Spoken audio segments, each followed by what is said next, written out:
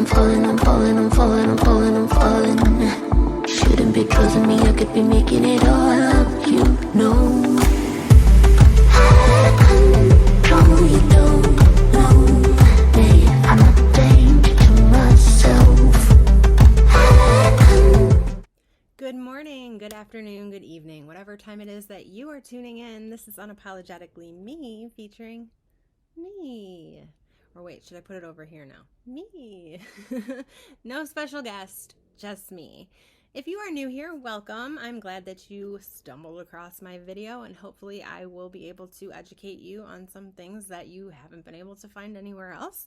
That is kind of my intent. And for all of you that have been around for a while, thank you guys so much. And for anyone who has subscribed to my channel, I just cannot tell you guys how much I appreciate you. So let's talk about something that is extremely important. I told you guys in my last video that I was going to talk about the Parkland shooting and Nicholas Cruz and just everything that went wrong in his life and everything that just went wrong in the whole thing. The school district, law enforcement, his family, his upbringing. There's so much to talk about. Mostly were things that I learned from reading a book, and I talked to you guys about the book. So the book is called Why Meadow Died, and it is by Andrew Pollock, who is Meadow Pollock's father. If you didn't see the last video, it's okay. You don't need to watch it. I'm basically going to go over everything I talked about in that video all over again in this video and the next couple. This book is about the people and the policies that created the Parkland, Florida school shooter and the policies that continue to endanger America's students to this day. I do want to start this video off by saying that I'm not at all trying to start any kind of political debate. I'm not trying to piss anyone off. If you're not new here, then you more than likely already know how I roll. I like the facts, right? I like data. I like truth. And I love justice. And for anyone who has been wronged, I'd like to see them get their justice. I don't care who you are. I don't care where you came from.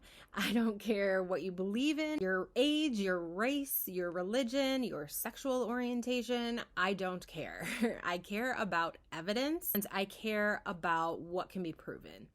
And sometimes it isn't always what it seems, and sometimes it is, but evidence does not lie. And it's the main reason that I began creating videos on YouTube. I wanted to spread facts, not feelings. There are so many feelings out there, right? They are just swarming around everywhere we go. It seems like every choice and every decision everyone makes is based off of their feelings and not so much the facts. And it's very hard to distinguish what the truth is because of that. These days, every time I turn on the news, I feel like it reminds me of, and I was thinking this the other day, and I couldn't think of what movie it was from, but the phrase was in my head, and it's A Few Good Men, where he says, "You want the truth? You can't handle the truth." And I feel like the government and the mainstream media seem to believe that very thing about the American people because they don't tell us the truth, in my opinion. It could also be because they're hiding the truth for a reason, right? I don't know. Unfortunately, that is the sad truth. People can't handle the truth. So they choose to believe the sweeter, more pleasant side, or if they're just plain old lazy, the side that's the loudest. Those are the most dangerous people. They're the ones, they have no beliefs of their own. They just hop right on the next most popular bandwagon, having no idea where it came from or where it's going. There is also the fact that if you ask questions or you suggest a different theory or solution than what is popular, that you may be considered a domestic terrorist, a xenophobe, or my least favorite of all, a racist. People can argue with me all they want, and they can call me whatever they want, right? It's their right. They have freedom of speech, and they have the freedom to speak. But guess what? I myself am a U.S. citizen as well, and I have that same right to speak whatever I want to speak about And in my opinion, it's much more important to speak the truth than to spread lies and hate based off of your own personal feelings.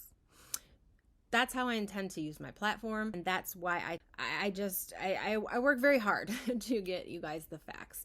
So let's get into it. Now, I'm going to read to you part of a speech that Hunter Pollock wrote. Now, Hunter Pollock is Meadow's brother. She has two brothers, Huck and Hunter.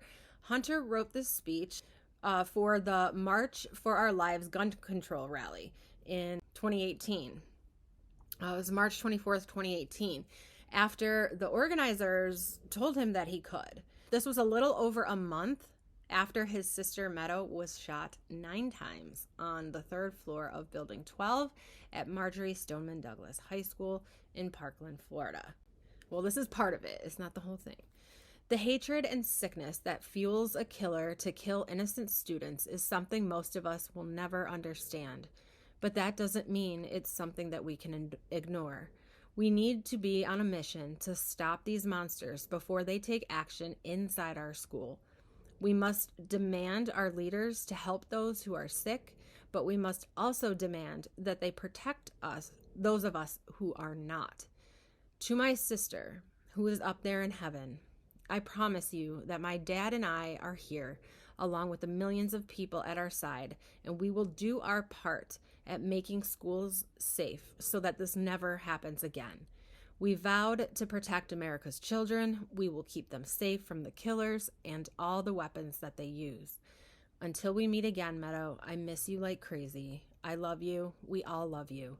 May you shine on us today and every day going forward. That's only part of his speech, and it was very truthful and very touching. But after the Hollywood producer who was running the event read the speech, she decided that they didn't have enough room for it in the show. Now, this is real life shit. This really happened. This boy's sister was shot 9 times, and this is just a show to people. So Hunter, of course, was crushed. It was a very painful thing to find out. And Andrew Pollock, his father, on the other hand, knew exactly why this speech was nixed from the show. And that's because his speech was about more than just guns. And this was a march for gun control. Hunter's speech was about school leaders taking responsibility for helping kids who are sick in the head to get well. And it also read, we will keep them safe from the killers and all the weapons they use. All the weapons they use is not the issue that has been highlighted as the cause of the shooting. Therefore, that had they didn't want that part of it. Neither was mental illness. The highlighted main cause of the shooting was a gun. And not just any gun, an AR-15. If you talked about anything other than gun control, they would attack you. Now, while I can agree that guns most certainly can kill more people and do it more quickly than a knife could, and a rifle can most certainly kill more surely than a handgun, especially if the gunman knows what he's doing. No normal 19-year-old boy is going to go out and purchase an AR-15 right after his 18th birthday with the sole intention to kill students and teachers at his high school, right? And no normal school district is going to teach a kid who has a history of stating that he wants to shoot and kill people at his school exactly how to shoot guns by allowing him to join the JROTC program. And no normal law enforcement office is going to receive call after call and tip after tip about a violent and disturbed kid who is threatening to kill people daily and just ignore it. One more. No normal SRO, which is a school resource officer, which is basically the school cop, who joked about a certain kid becoming a school shooter, would sit and watch that said kid walk onto school grounds after he was expelled, carrying a rifle bag, and then proceeding to simply watch that kid run into the school. Right? Nobody's going to do those things.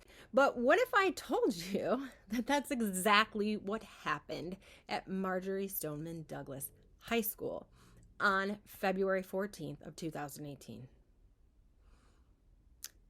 That's exactly what happened. What if I told you that Broward County actually helped to create the monster that massacred 17 people on that Valentine's Day, or at the very least, fed him?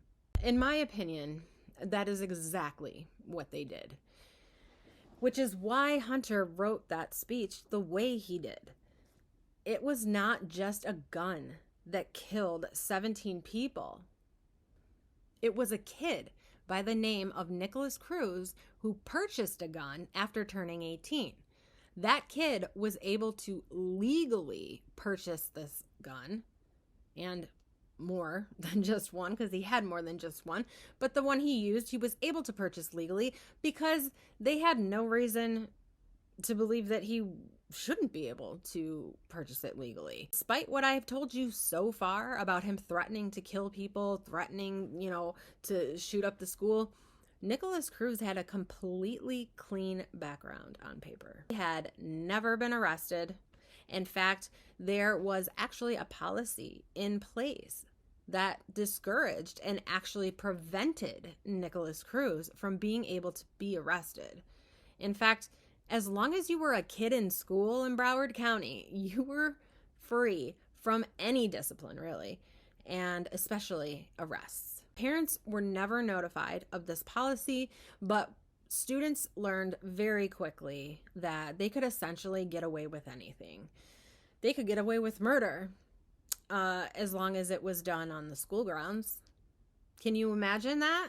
This is true. This really happened, and we are going to get all into it in the next video. So the worst that would happen to these kids was that they would have to spend a few days or maybe a couple weeks in the Promise program, where there was no curriculum at all. So basically they sat in a room and did nothing for the whole time that they were there, but talked to other troubled kids about the shit that they did to get in there. And you know what ends up happening. They talk.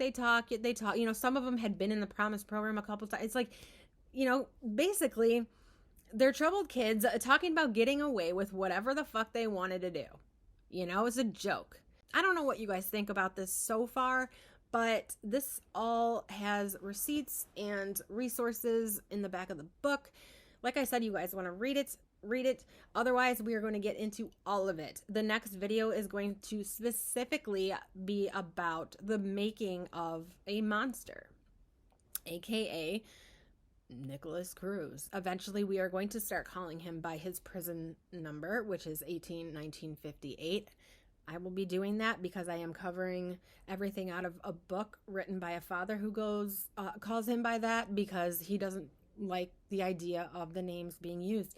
And so many people have said that, and I totally understand that, you don't want to broadcast these guys' names. You don't want to glorify them. So that's all I have for you guys today. I'm going to be making the next video will be about, I'm actually calling it The Making of a Monster, the upbringing of Nicholas Jacob Cruz. And at times we will call him by his prison number, which is 1958. And I will do that out of respect for Andrew Pollock and his daughter and his family and just everybody who lost their lives at his hand. There are times I will be calling him by name when I talk about him, but I would like to respect, it's not like he asked me, but I don't want to be like that. And I understand the need to keep their names quiet. All right, you guys, so I will see you on the next one. Have a great day. And again, don't forget to hit that subscribe button and click the notification bell so that you are notified every time I put out a new video. And see you later. Oh, you don't know me. I am fading.